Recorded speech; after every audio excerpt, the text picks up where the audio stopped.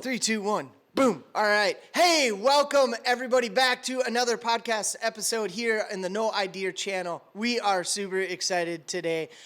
If you haven't subscribed to the No Idea channel, we'd love for you to do that. So hit that subscribe button. And if you laugh, if you learn something new today, if you find this entertaining, it'd be awesome if you would just like it. Give it a thumbs up as well.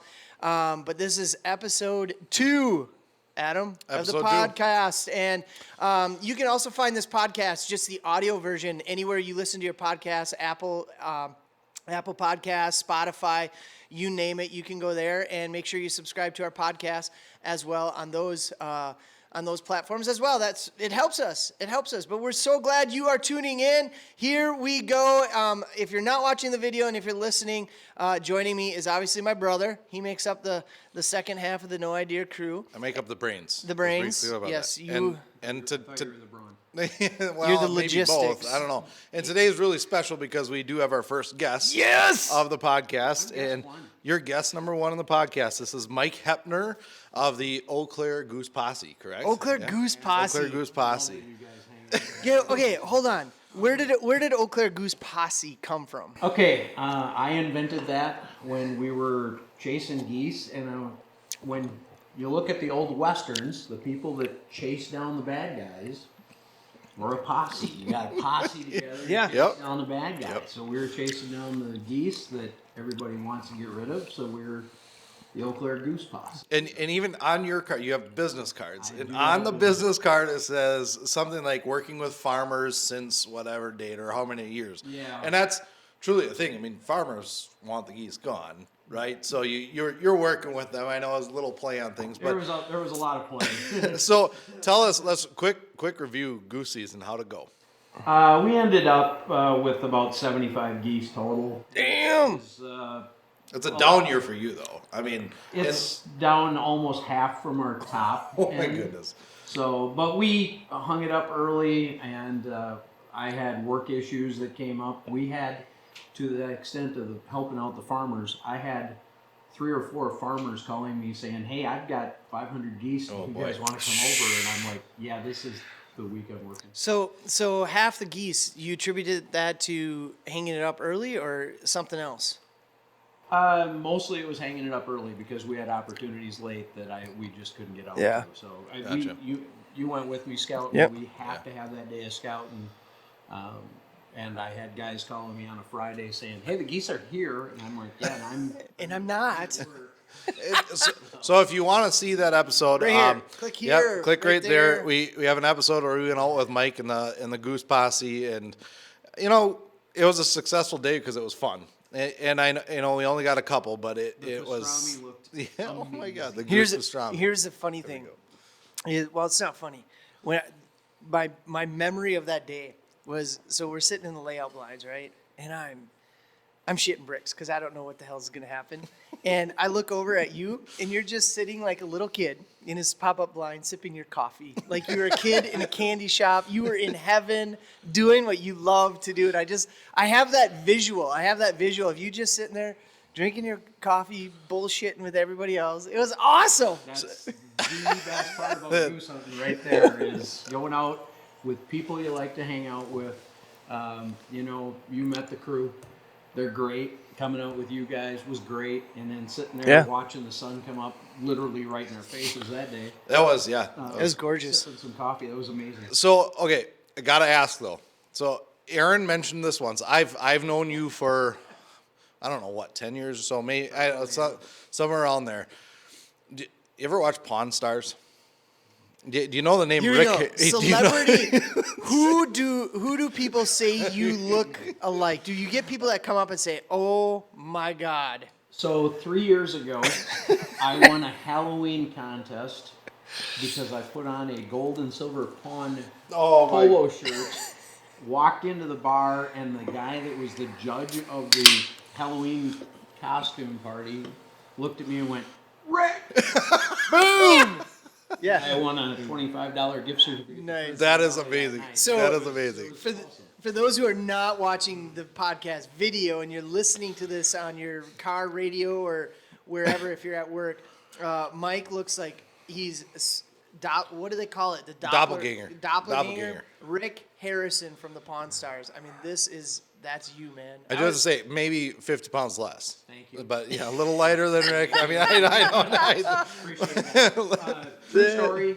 We went out to Las Vegas, and I'll get off this quick, but we're flying out to Las Vegas. Oh my God! And sitting on an airplane, and a guy walked by and stopped and leaned back and looked at me, and I looked up at him, and went, "I'm not him." And he goes, "Dude, we're going to Vegas." I'm like, "I'm still not."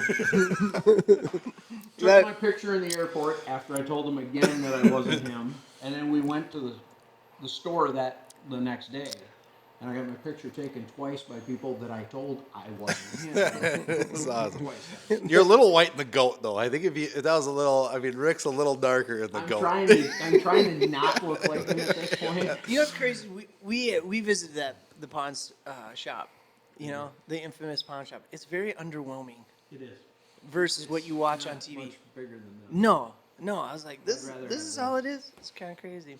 All right, episode. What we like to do is we like to shoot the shit, and we like to basically talk about no idea chat, random no idea chat that you, the viewer or the listener, think you need to hear. We just think you need to hear it. So it's kind of condescending of us, but hey, we want to talk about this. Adam, what the hell is going on with the maple syrup season?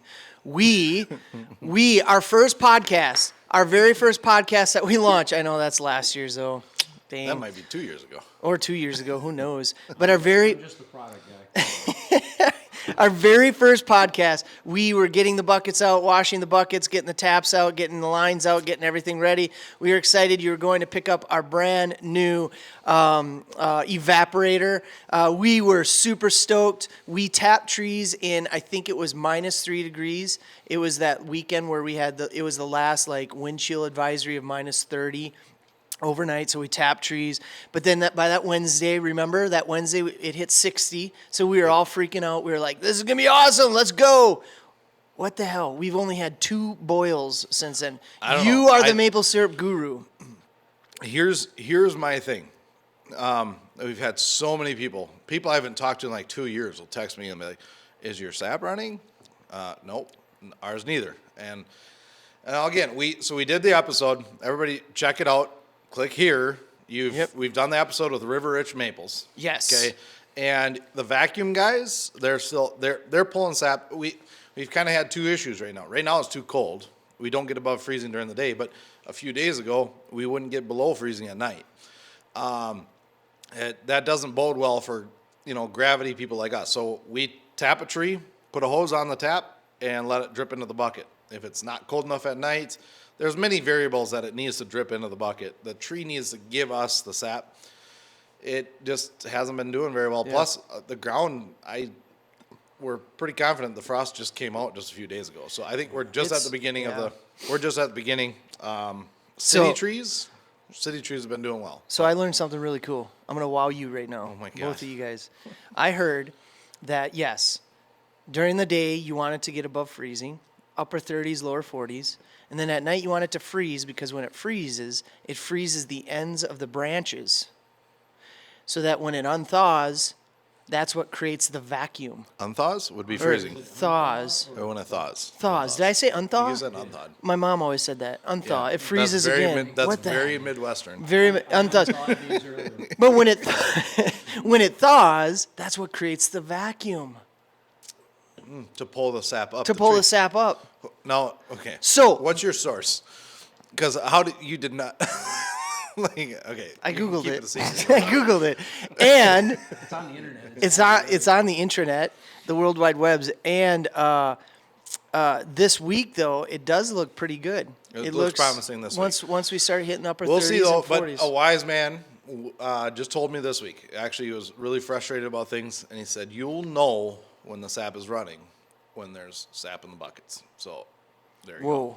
That's deep. I just schooled you. Oh, that's deep. All right, moving on. That's about as much. We've tried to predict it so much over the past 2 weeks, and we can't predict it. Okay, another thing I wanted to ask you: did you ever think about trying maple sugar candy? I've tried the butter.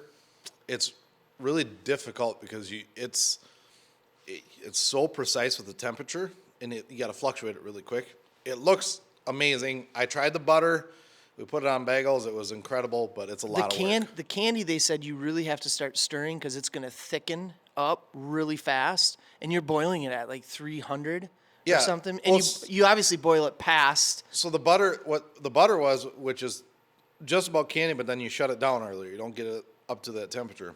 It was boil, boil, boil, and then once it get to a certain point, then you have to cool it down to a certain point. Then you just put it in a KitchenAid mixer, stand mixer, and it goes for like 45 minutes. And you're watching it, and it looks like maple syrup.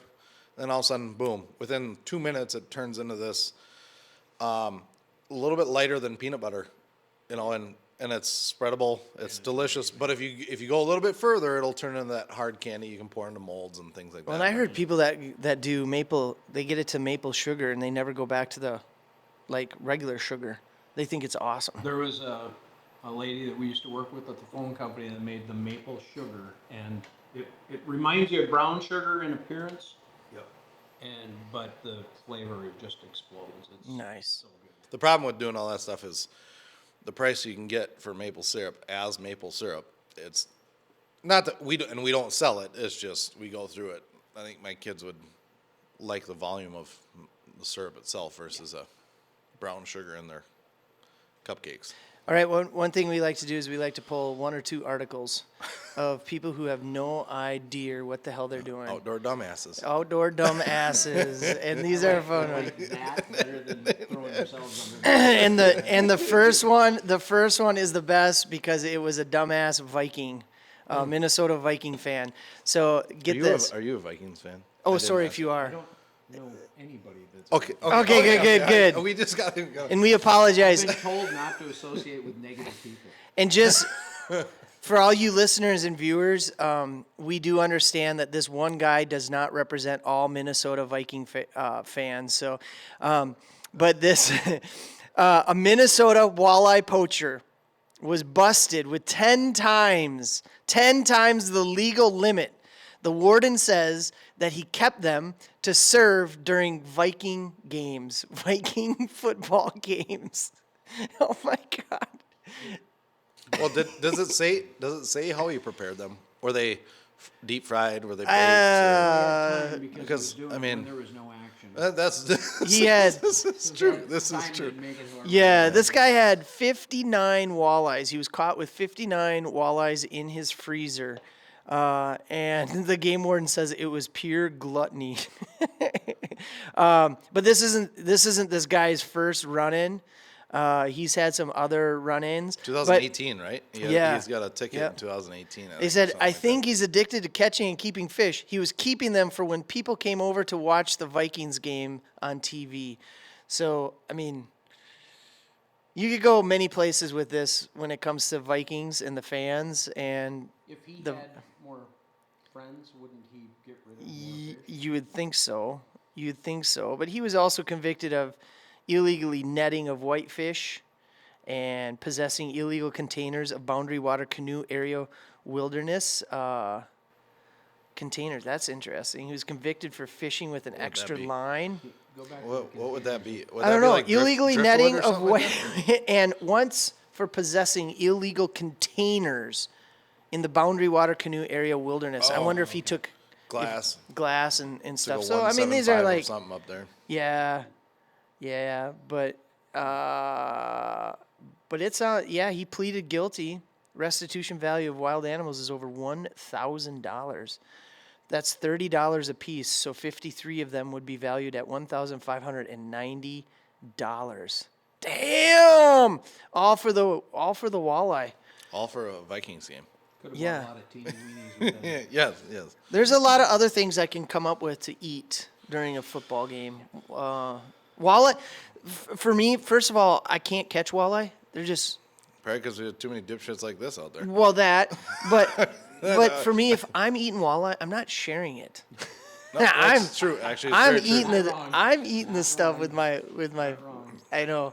Well, all right. And here's the best one. Here we go. Next one. I had to pull this one just because of my profession and what I do.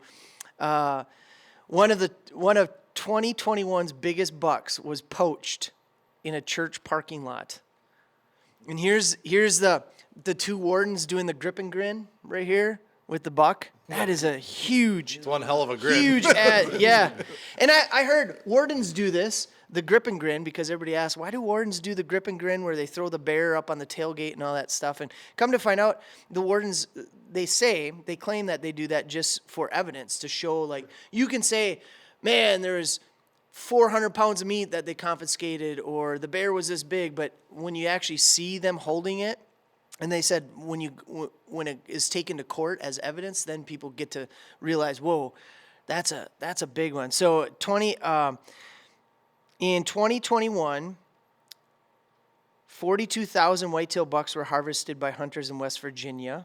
Unfortunately, one buck, which likely would have scored in the top 1% of the deer harvested nationwide last year, became a focal point. He shot the deer with a rifle, and he says he shot the deer with a rifle in the neighboring Lincoln County and had left the gut pile there. But after Miller and Stumbo drove to the field and searched in the dark for a half hour, they admit they couldn't find the gut pile where he said he shot it. And so, yep. So they looked around location. The deer was shot actually in a church parking lot. He actually used the church for some type of cover to get closer to the deer. He stood behind the building and shot the deer out of the parking lot, and the deer ran. He shot again, actually towards some houses, and the deer died in the creek. That's a lot to unpack. This is what's the saying? It's easier to ask for forgiveness than permission. This goes a little too far, right? Like church, grace-filled, ask for forgiveness, but Yeah, there's a lot. shoot, man. I have parked in a church parking lot with our goose trailer and carried decoys into a field and limited out. But we didn't shoot from the parking lot, and nothing landed in the church parking. We were, but we parked there. I thought that was unique, but this has got us beat. That's He was found. The judge found him guilty on 6 charges, and he was fined $9,842. In which many said that's not enough. But you know what? They think it should have been higher. But man, had he poached a less impressive deer in that? What state was this? This is in West Virginia. I'm looking. Yep, in West Virginia. West Virginia. Am I the only one that thinks they should have donated the venison to a church? Yeah, That would have been, They could have that had church should have had like a. They could have had a venison fest, like a Yeah. fundraiser, Yeah. like a venison feed Absolutely. from that. I'm hoping that they forgive me, Father, for I have sinned. But I'm hoping the church gets the shoulder mount, and it goes right up there next to like underneath Mary the- or Jesus. right underneath the crucifix. Like You right have underneath it. Jesus cross and the the poor deer that was shot in your parking lot. I'm gonna look to you as I say this because I'm asking forgiveness as I say this. But do you think they're gonna throw the book at him? Oh, well played. On that note, On okay. that note, here we are. We have Mike Hoepner. Mike Hoepner. Mike Hoepner, thanks again for joining us. We've already talked about the goose. What did you bring us? Those are goose sticks Yep. that Where are they from? J&E Meats in Halley.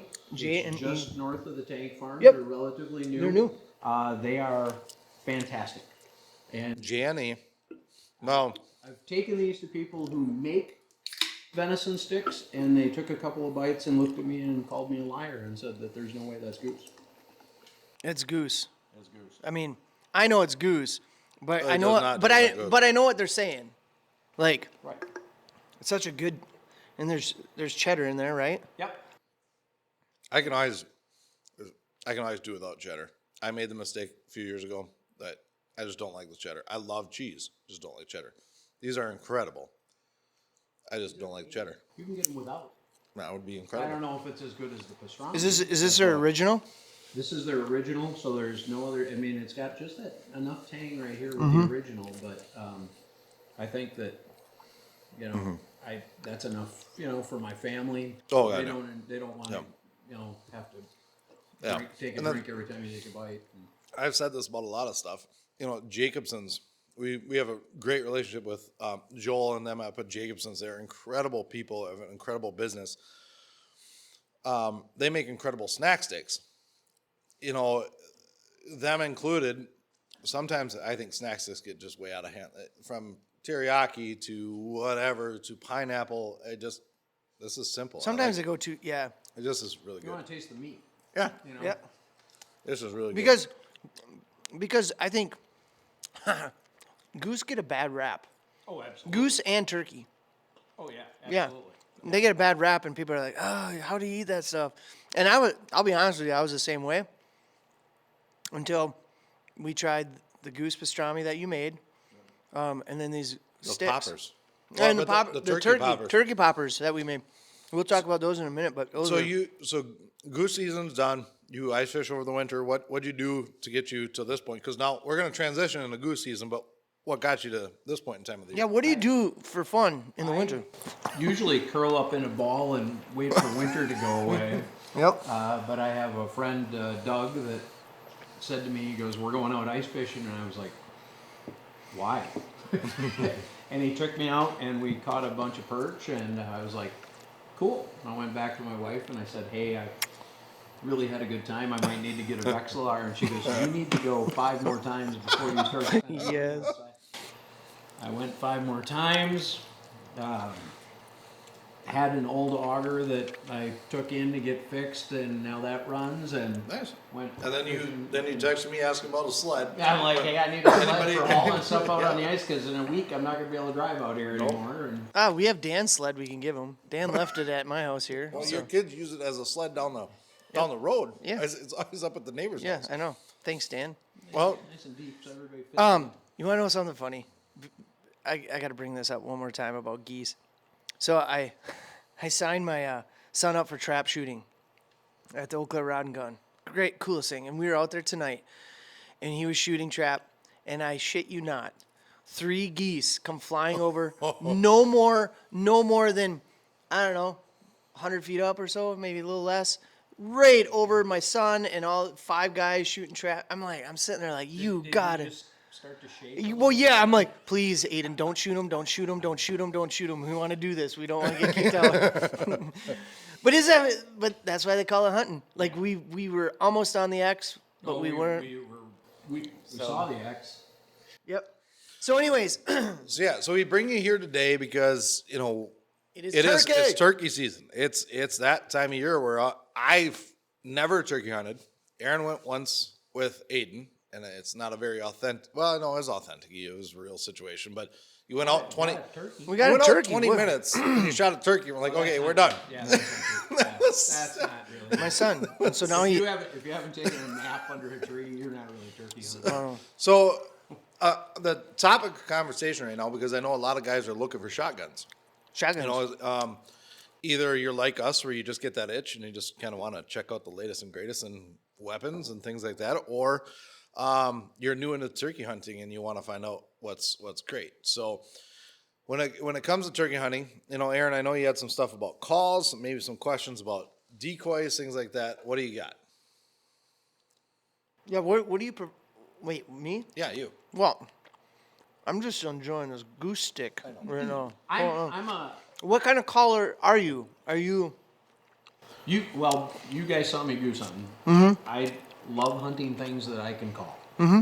And I don't care if it's ducks, geese, turkeys, whatever. So when I started, turkey hunting, I went out and I got, a slate call and I got a box call and I got, and I Mouth call. Yeah, I almost, choked to death on a mouth call until I learned what I was doing with that. And like I was telling you, thank Ron Parks for helping improve my, mouth calling game. But now I've got a refrigerator full of, these guys, and I've got. Wait, why do you keep them in the refrigerator?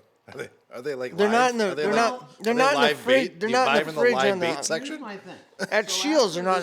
After this is soaked in my mouth for hours, I drown it in Listerine, and then I put it in the refrigerator, and it keeps it. I suppose clean. Yeah. Plus, once you soak it in mouthwash, the next spring you pop it in your mouth and it even tastes good.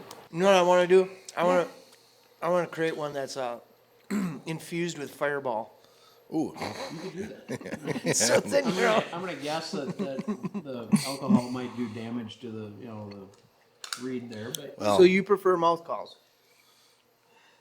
depends on the situation.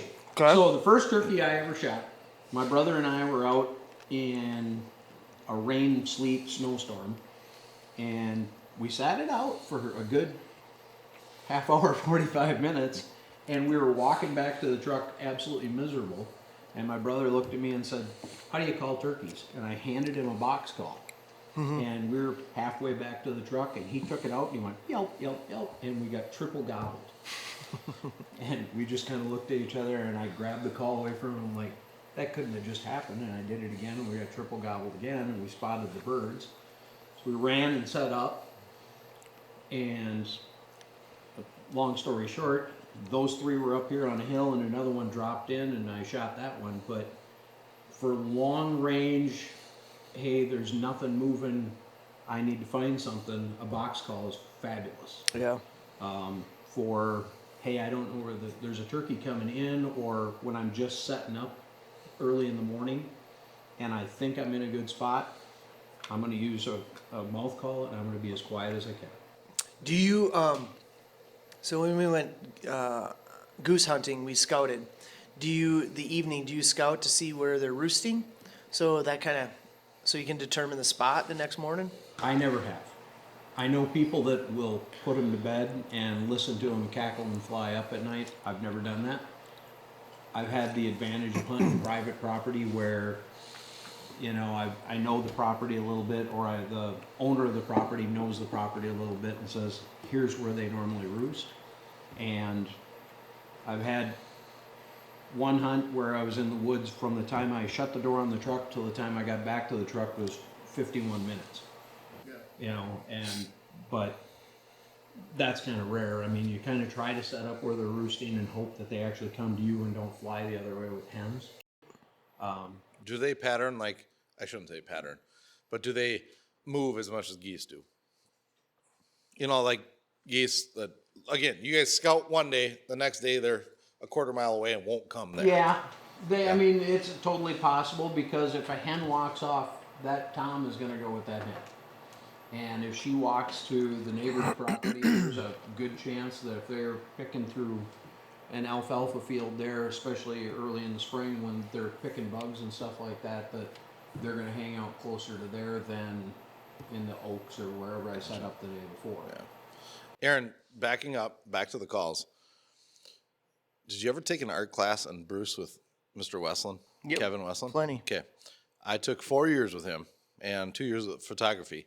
He taught us not only to tie flies, but to call turkeys with a mouth call. That's where I learned. No way. Yes. How to call a turkey. Now, How to I've call a never turkey. I've never been turkey hunting. Whoa, sorry. We're just putting that up there. But you've never called a turkey. I've never turkey hunted, but Mr. Westland, he taught us how to tie flies and how to turkey call. It was an art. And my daughter actually made a slate call like this, I think, at North. Really? Yeah, Cool. I think. Do you decoys? No decoys.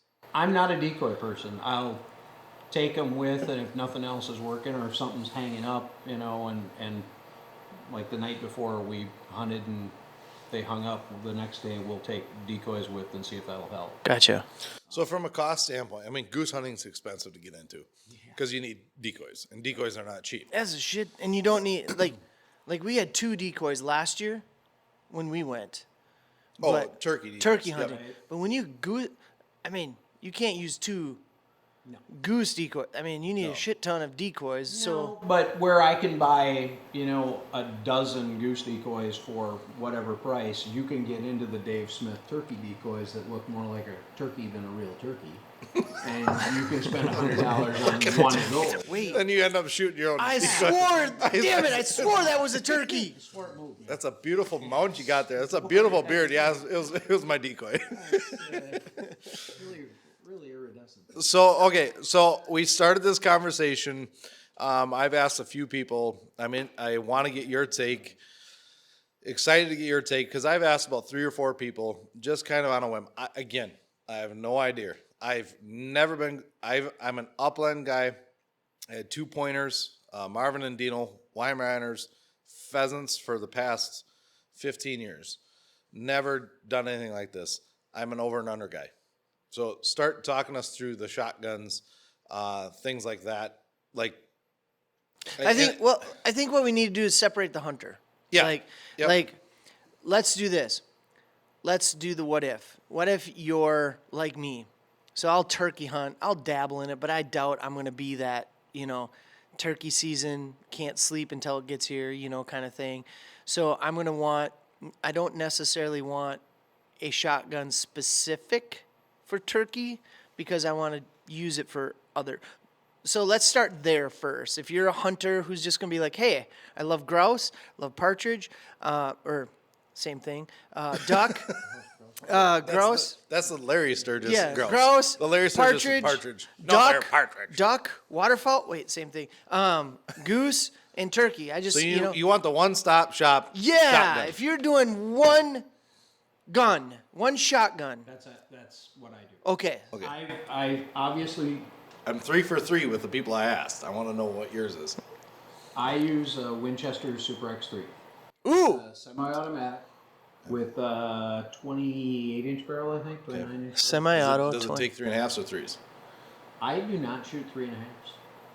Because you don't want your shoulder blown off? You don't want shoulder surgery? Right. So, my thing about turkey hunting, and you can talk to different people and they'll tell you different things. My thing is, and I'm the same way with goose hunting, I don't want to see how far out I can shoot something. I want to see how close in I can shoot something. Yeah. So I'm not looking to shoot something that's at 75 yards. Now I've shot a turkey at 62, and I was embarrassed when I got back to my gun and realized it was that far away. Mm-hmm. But I am more, let's get it in close. Yep. I don't need to shoot a 3.5-inch shell if I'm shooting from here to the bike. Yep. So what is it? A Winchester? Winchester Super X3. Those are bougie, aren't they? Yeah. As What's the cool the price kids? point? Give us What's the price point? $800-900. Okay. Okay. I think that's So the 3 other people that I asked on a whim, without a doubt, they're one and done. So you would take your Winchester pheasant hunting, goose. If you were to buy one shotgun to do 3 or 4 different things, that'd be it. Yep. And I'll do you one better. Through the process of trying different chokes and things like that, I use the same choke for turkey hunting that I use for goose hunting. Okay. Oh. Now, I've got a Carlson choke tube that I've tried, but the Wad Wizard choke tube that I've got that I use for goose hunting is the same one I use for turkey hunting. The Wad Wizard. The Wad Wizard. That's you know what? That's a You know what? either a terrible or a great marketing name. Maybe my next job, I'm just gonna go into naming chokes. Yep. Yeah, well, yeah. I mean, you can dream anything. The turkey tickler. The There we turkey go. tickler. Yeah, there we go. So okay. They sell those So- up across Virginia. So they. Oh my have, God. Have Yeah. you ever? Yes, we all know the story you're talking about. Yes, absolutely. Oh. Okay. So the Wingmaster, they don't make anymore. Right. All the guys that I talked to said the 870 Wingmaster. They have the 870 Express. Sounds like Remington went through kind of the issue with the lawsuit or whatever, and then they kind of went belly up or whatever. Yeah, Remington. There's rumors out there that the 870 Wingmaster might come back. Have you shot it? Have you ever had one? So Have you shot I actually had a Winchester 1300 pump. Yep, that's the one I have. That they called a turkey gun. Yeah. It had a 24-inch barrel. Yeah. And I only shot it at turkeys after the first time I tried it at a piece of paper because I grabbed my shoulder, put it back in the socket, and then That's said, Aaron. That's that black synthetic one that I have. Yeah, It comes with 2 barrels. I got the upland barrel, and the turkey barrel. Yeah, Is that I Uncle know, George's? short, stubby- No. Oh. Yep. 24-inch It barrel? almost looks like a tactical thing. Yeah. It's very small. You shoot that and with a it's 3-inch turkey. It's so load. light. Right. It's so light. Yeah, it's a 5-pound gun, and all of a sudden you're, trying to shoot that 3-inch turkey load. That's So I don't shoot 3.5. So obviously, obviously the go-to is a 12 gauge, but my son last year shot his with a 20 gauge. And you guys did it right. I've seen the video. You got that bird in close, right next to your decoy, and that was perfect. Yeah. There's nothing saying you can't do it with a 20 gauge.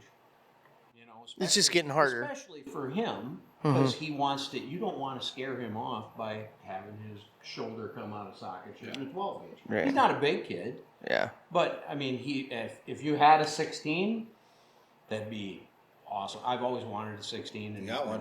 We have one. You got one. I have a. You got a my- couple. What You got a couple. Dad bought one. What is it? It's a Sears or something. I don't know. It's a You bolt got, you got action. that one, but you also have with the grandpa's. Bolt action 16. You got grandpa's Oh, with I the got grandpa's. You got the adjustable. Yeah. The adjustable choke on the end of it. That Yes, one's I an do. older one. That's a sweet one. So what about another buddy? We'll call him Luke because we hope to have him on someday.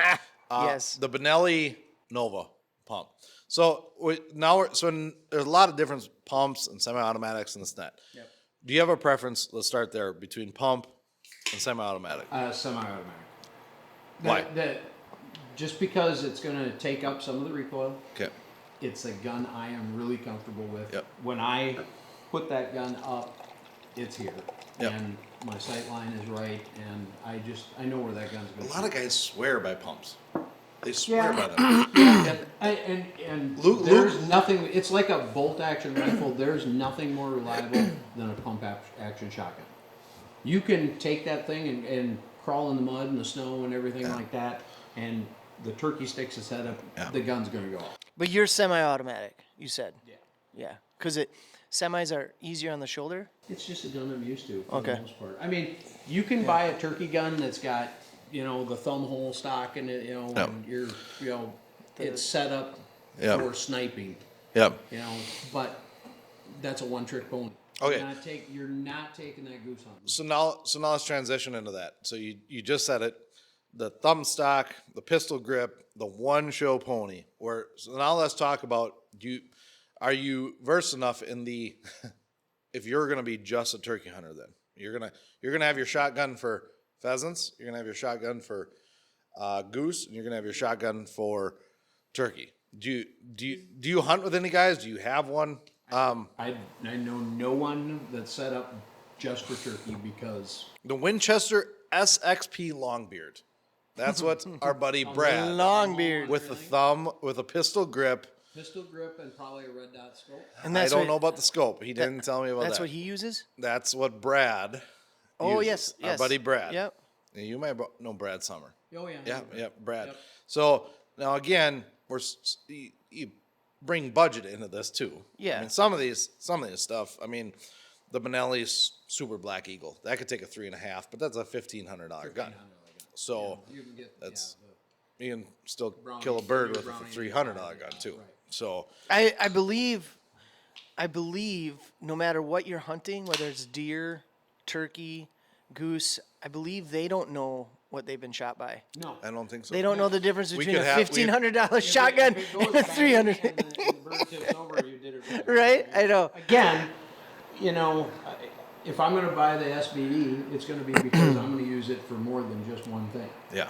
Even if I hunted turkeys 3 of the 6 weeks, I'm still only pulling the trigger 3 times. Yeah. Yeah. Yeah. That's so I'm again an upland guy. Yeah. Over and unders. You see a lot of guys and it would be kind of weird. The first goose I ever shot was with an over and under, but that's because what I had. Right. It was a Stoger, and I still have it. It is it's the gun my parents bought me when I graduated from college. After I should have received my doctorate, but it was my undergrad after 5.5 years. But it was the gun that they bought me, a Stoger. It weighs a ton, but I've shot more. I've shot ducks, geese, everything with that. So when over and under, and you throw that into the mix. Okay, let's throw an over and under in there. The thing you want to do, especially if you start looking at a lot of over and unders, what are they? They're shiny. Yeah, so They're really pretty. They're really that's the aesthetically problem. pleasing. They're Holy. beautiful. Mine is the Benelli 828U. Benelli's never made an over and under until maybe 5-6 years ago. The 828U, but it's a $2,500 gun. It shines like this. Oh my God, it's beautiful. but a turkey's gonna be like, hey, that guy's got a really fancy, beautiful, shiny over under. I'm not going over going there. that way. I'm going that way, right? Yeah, it is amazing. So going back to the story of the first bird I ever shot, I'm set up on this. The landowner had a 50-yard range for the Boy Scouts to come down and shoot 22s at, and I'm set up at the back end of the range, waiting for these 3 toms to come down the hill, and this one sneaked in from the Snuck, Snicker. came in from unthawed, the side. thawed. Came in, it unthawed itself from the side, and I moved the gun 6 inches like this, and I swear to you, that bird turned and Yep. looked at me. Yep. And it is amazing what they'll pick up. Yeah. If turkey, and I read this in Outdoor Life one time, if turkeys could smell, you'd never shoot one. Because if their nose was anywhere near what their eyes were, I mean, because their eyes are unbelievable. I'll be sitting, 20 feet up in a deer stand, and they'll come walking through, and I'll just do the most subtle shift of my boot or whatever, and they're gone. Or they stop, stare at you, and then they just take off. They have better eyes than a goose. Oh, Yeah. Yeah. Now, the caveat to that is a lot of people I know have gone to hunting them out of a blind. Yes. Because you can set that blind up in the middle of the field, and their brain is about the size of their eye. Right? I mean, so Yeah. they don't think anything about that blind being out there, and they're not doing this like a deer will, where they're looking in the blind, because they're, I had a hen walk by our blind media away, never knew I was there because we weren't making a sound, and we just watched her walk underneath us. Can they hear well? Do you know that? Yeah. Yeah. Yeah. So if you're sitting in, if you're set up, and you hear a tom, and you call to him, and he responds, he's already got you pegged. He knows where you are. Okay. So then they're kind of tuned into that area. So once you get set up, you don't want to do a whole lot of moving around. That's why I switched to a mouth call. I'll call, with the slate, but now your hand's moving. If something does fly down and you can hear it fly down, that mouth call goes Well, in especially and everything. if you're hunting by yourself, Right. the mouth call I would also think would be beneficial. Yep. I know Yeah. Because now you're not moving. Now you're Yep. set up. You've got that gun rested on your knee, and you're calling at the same time. And if he hangs up or something like that, you can do that cut or that purr just to get him to come that next 5 steps. So, so for our listeners and those who are watching who want to get a gun, basically the best advice for you, from you to them, would be pick your budget, Yep. and you will find a gun that's perfect, no matter what. I know people that, well, like I said, I shot my first one at that 1300 that I can also use as a canoe paddle in a fish pool. Same guy, I know guys that swear by that Nova. Again, nice synthetic gun so you can the paddle your way 870 out. Wingmaster has to be one of the the most produced. popular, Yeah. And Okay. unfortunately, like I said, they're Okay. done producing it, but So, and if you're a Benelli kind of guy, or what's that other one, Frankie? Frankie is Front- really making a name. Yep, there, and or if you're a Winchester, type of person, you're fine. Just pick Yeah. a gun that you enjoy Pick and one that fits you. fits you. Yep. Fit is the biggest thing, because I've gone out to Shields, grabbed that Super Black Eagle, and gone to take it up to my shoulder, and it catches here. Yeah. And when I bring that Winchester up, it snapped right into my shoulder, and that was actually several years ago now, and I've just never gone back. What type of choke do you like to use? Like, as far as like what are they called? Full, So modified. mine is, like I said, the same one that I use for goose hunting. So it's, I think for steel it's considered a modified, and for lead it's considered a full. Okay. But the Wad Wizard actually has little pieces of metal in there that actually strip away the wad, which is where the name came from, and it supposedly shortens up the shot string and it kind of tightens up the pattern. Okay. So maybe for listeners out there that maybe don't know what a wad is coming out of a shotgun shell, there's always a plastic casing around the BBs as it goes out. The cup that holds the BBs, yep. And as it goes out, it'll hold them together for longer, and in some situations you maybe want them pulled apart quicker. Right. So Yeah. So Wad Wizard actually makes one that is for close range too, where the BBs are going to open up quicker. So if you're decoying ducks or whatever. For turkeys, you're going to want something that holds a tight pattern because you are aiming at the waddle-ish area, you know, where the neck and the chest come together, and trying to place more BBs in the head. You don't want to. I've never been the one that's proponent of just aiming at the head because your pattern is this big at 15, 20 yards. It's going to go right over the top, depending on, you know, how much you're shaking at the time or whatever, you know. And I've missed them from, you know, here to the camera away because they were actually too close and I was shooting left-handed, and that's a long story. I got two things. The first is, I didn't name this episode just yet, but I think we're going to call it the Wizard Wad. Wad Wizard. Oh, Wad Wizard. Wad Wizard. And two, you know what's crazy? So my son shot his, and we came up to it, and everybody's like, oh, you know, if it's still alive, you know, you just grab it, bring its neck. I didn't realize how flippin' big turkeys are. They are huge. I'm like, I'm not touching that thing, so we shot its head off. Because it was like, story. damn. Out turkey hunting, shoot the bird, run over, and I go to pick it up, and it flaps its wings and catches my thumb just wrong. And I ended up having to get a cortisone shot in my thumb later that summer. Wow. Because it damaged the ligaments and everything in there. It was all swollen up. I couldn't even move my thumb. Gotcha. He just one flap of the wing, and so yeah, I'm not knocking you for shooting the thing. So that was one thing, Aaron. What was the other? Because I got two things. Well, no, that's the second one, because I named it. Oh, The Wizard Wad. Wad Wizard. Wad and they're Wizard. actually from Wisconsin. Down by Dodgeville. Okay, I got a third thing, and because I'm running the show, I can go. He's the older brother. That's what happens. Is there a brand of shells that you? He took my first thing. Dang, yes, that you prefer? Remington, Winchester. I will never shoot Remington again. Ooh, Ever. why? Tell, This please is- do Our tell. listeners want to know. I've had problems goose hunting down on the Mississippi with Remington shells actually jamming in a pump action shotgun. I'll never shoot a Remington shell the rest of my life. Okay. Really? Ever. I've had really good luck with Winchester. I know a lot of people shoot tungsten. A lot of people shoot heavy shot. Again, if the bird gets hit and rolls over, it doesn't care. I prefer 5s because I think it's a nice combination of you're getting more BBs than a 4, but you're getting more punch than a 6. Okay. I think that's.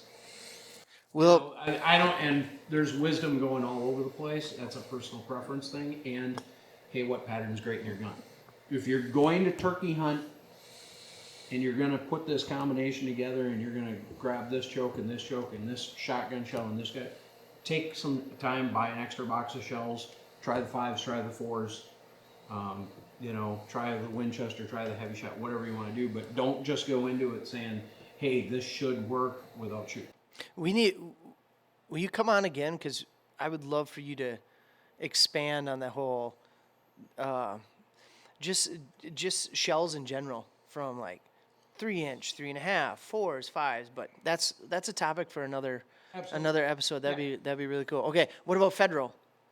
Yeah, a friend of mine, Mark, that you guys goose hunted with, shoots nothing but that. Federal. Okay. When we went and we did the duck hunt down at Stoddard this year, I bought Federal down there and they performed awesome. Cool. All right, Adam. What was your second thing? Well, now I forgot. so there's that. I love that. I mean. Was it about the napping under the tree? Well. Yeah. Are you a blind guy? I'm not a blind guy. I'm a Blind guy. I'm a running guy. So you stalk and hunt. Stalk hunt If I hear that bird gobble and I hear him fly down and I hear him walk the other way, I'm going to find a different bird. And a certain teacher at North taught me that too. Yeah, he got less patience than I do, and he looked at me and went, "Ain't no birds here. Let's go," and take off on a dead run. When the sun's coming up at 5:30 in the morning, and you haven't heard a bird since 6, and it's 8. Always find an east-facing hill with an oak like this. Okay. Take a nap for a couple hours and try again. Wait, I'm gonna jot this down. East facing hill with an East-facing oak. hill, big oak. Could it be a maple or no? Because I could make some maple syrup. By When, the way. when Oaks are nice. Okay. the common theme coming out of your mouth is nap. Nap. Nap. I've heard you say it like 4 different times. Well, because it used to be that once 7 o'clock came and I hadn't heard a bird, I got in the truck and went home. So nap keeps me at least there in case I hear something later on. yeah. And I know a lot of times what they'll say is that the hens go off to lay eggs and nest, and the toms go out looking for another hen. Yeah. So there is a gap in there where all of a sudden the woods go dead quiet. Doesn't mean they're gone. Yeah. Might mean they're gone. But it might mean they're with hens and they're coming back later. They know where you are. Like I said, when you call, they know where you're at. Yeah. They'll remember it. Yep. So I do remember my thing, and I'll bring it back. This will be a good wrap up here. No, I'm not done yet. Oh, We got some more. I got some more only things just to ask. begun. We just got started. One thing I want to bring back, and I appreciate, you said something much earlier than now about how you're much more interested in shooting that bird, bringing the bird really close instead of seeing how far. To me, that's that. Aaron and I have talked about this a lot. It's that conservation mindset. It's not just about going out and killing something. Yeah, it's not just about going out, not even necessarily in hunting something, but it's about getting into their environment, into their everything about them that is that animal, and I don't want to say tricking them, but trying to be as close as you can. I know this is, again, it's that conservation mindset, is trying to get as close as you can to that mindset of what that animal is. And I appreciate that. And it triggered me when you said that, it's not just about, can I shoot a turkey at 65 yards? Right. It's about, can I bring it into 15 and shoot it? So I take the same thought process with turkeys as I do with geese, as I do with ducks. People say, "Oh, you can't shoot a duck that landed in the decoys." Yeah, I can, because I won. Yeah. I did what I wanted to do, which is get that bird in as close as I could to make an efficient kill. Yep. And if that bird, and now, to be fair, I'll probably take a step and let it flush, and then take it again, but that's victory. Yeah. That's You've got outsmarted. everything right. I outsmarted the thing that's got a brain that big. Yeah. But still, Well, yeah. they got eyes and they're alive for a reason, I mean, you don't shoot a 3.5-year-old Tom because he's dumb. Right. You did everything right. And to get that bird 15, 20, even 25 yards, you've accomplished something. Mm-hmm. I don't know what the current success rate on turkey hunting in Wisconsin is, but I used to run 20 to 25% on a good year. Good year. Yeah. So you're accomplishing something that a majority of the people aren't that year. Yeah. In particular, but my thing is try to get them in close, and you brought up a really good point. You're going out in that environment. There's not a lot that beats fall goose hunting, because you're getting the colors and you're getting the sounds and you're getting the migrating and everything that's going on, and the harvesting of the crops and stuff. But spring, when the buds are coming in and things are just going from this drab, ugly gray and brown to green, and there's, you're starting to hear grouse and partridge drumming. Pheasants, you'll be out in the woods, and where we hunt, you'll see deer and everything else that's going on. Everything's coming to life. If you don't soak that up, then you're in the wrong field anyway. Yep. Is it true that turkeys harvested in the spring taste better than turkeys harvested in the fall because of diet and what's on the fields? I've never heard that. Okay. I just made that shit up, so I was just curious. Um, But I did. No, I would be. I heard though. I They're did eating hear. bugs in the spring, and they're eating corn and. But either way, Maybe though, bugs with are good. the way that grain farming is going, there's more and more. The grain's up all year. Yeah. They can eat grain all year now. Right. So Yeah. it's What's it? What? Okay. What's your favorite way to eat turkey? Crockpot? I'm lazy. I breast everything out. Are And you? I'll cut it up into chunks, and I'll throw it in a frying pan, and I'll then throw some cream of mushroom on it. You and your cream of mushroom. We never even tried that. we didn't try it. We didn't try it with goose the, beef? yeah. No, because you still have a breast in your freezer, right? Yep. That's what we're gonna do. Onion. Cream of onion. Cream of onion. You're a cream of something guy. Yeah. Man. So I mean, turkey, because, okay, it's not your butterball, so it's not going to be as moist. We've done it where we smoked them, but the best thing if you're going to do that is to inject them with something so they stay moist. Especially because, like I said, I breast them out so there's no skin on them. So they're losing the fat, what little fat they have. I will say that everything I've heard and tried about wild turkeys is that the legs are about like this. Yeah, that's right. I heard it's just basically the breasts. Yeah, You're just trying that's all everything you're else. getting out. Now, Meat Eater has a couple of great recipes, and one he takes it and he mixes it with apples and makes breakfast sausage. Ooh.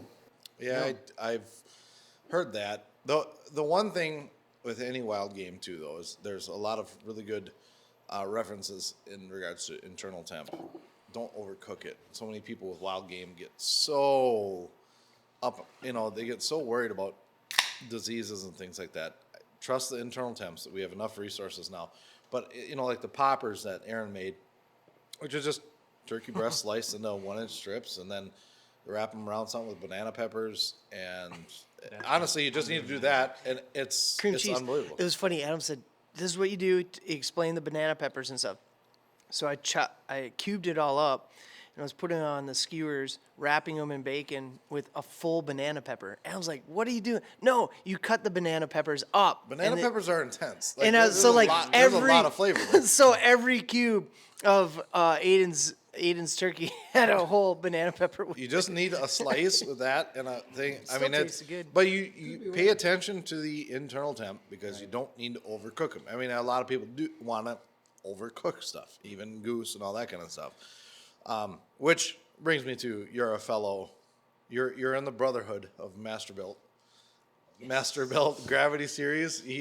Mike owns a Gravity Series. Yep, there's your Right green over egg. there. There's my green And egg. Both I'm a of ours snotty together green egg. didn't even cost the price of that Right? green egg did. I Total. made bacon wrapped duck on the Masterbuilt about 2 weeks ago, and talk about internal temperature.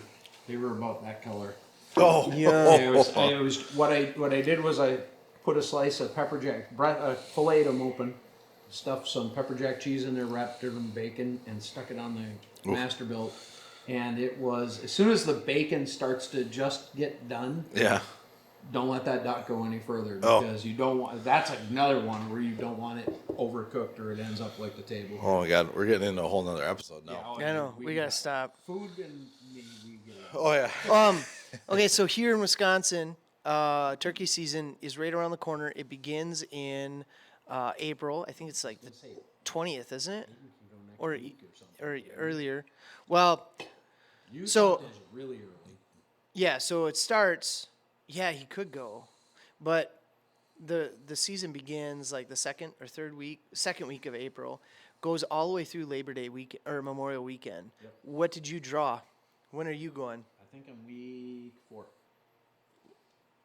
So Week I'm 4, mid-May, okay. early first week, second week. Because we forgot to put in. So we just bought ours over the I was counter. gonna say just buy them this Yeah, week then. yeah, but we're 4, 5, or 6. yeah, I think we're the weekend before Memorial Weekend, so we're pretty late. But Yep. where we hunt, they're not hunted, so pressure wise, it's not. And the advantage of going late is they're probably off the hens. You've got a better chance of running. Now, there would be people that tell you that the toms are done, but I've seen toms strutting and calling into August. So Yeah. I'm Yeah. not buying into that. Okay. He's not wound up anymore.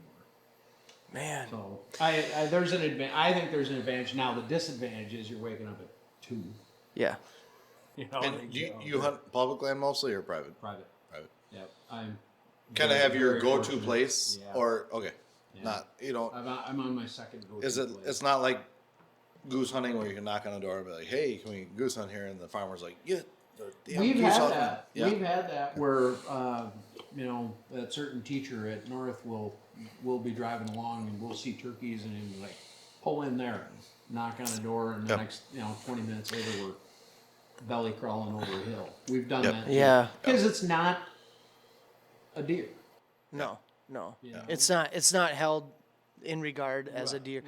It's But we're old enough. You're old enough to remember when like seeing a turkey in Wisconsin was like holy crap! I saw a turkey.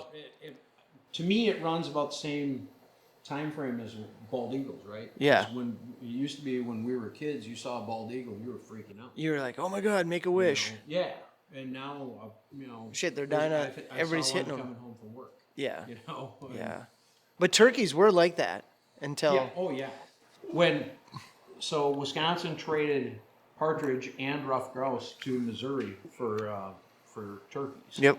And it was all down there. The first counties were down by Dodgeville and stuff like that. And, Yep. And just centered around. And they said that they would never breed north of Highway 10, and then they bumped it up to 29, and then they bumped it up to 8. 8. And now they're in all 72 counties. Jeez. Yeah. Do you have any dreams? This is the last question, then we better wrap it up. Holy cow, dude. This is awesome. Do you have any dreams of what's that one called where you get every species of turkey in North? Transplant. Yeah. I used to when I was younger. Yeah. If I was going to shoot any other, type of turkey, it would be a Merriam's. South Dakota, Nebraska, kind of that Yep. thing. A friend of mine has hunted out in the Black Hills. Yeah. And says it's amazing, and those birds are gorgeous. So Where we go out in Wyoming for mule deer hunting, it's unbelievable, the Merriams that are all over.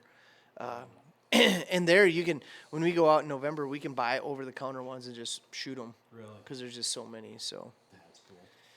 I have Oh, my a God. contact out in Wyoming where I could probably stay. We're gonna go out and do some prairie dog hunting. This Prairie summer. dog hunting. Yep. It's gonna be fun. Kids are gonna bring their And 22s. I'm in the market for a 22 250. If anybody's got You one. should get a 10-22. Is it a 10-22? Like the No, ones that they the use? 1020. 10-22 That's a just 22. That's a 20. That's I have one with That's a just a 22. with a man liquor stock. Remember? Oh, yeah. That's Yeah. the man liquor stocks. Those are sweet.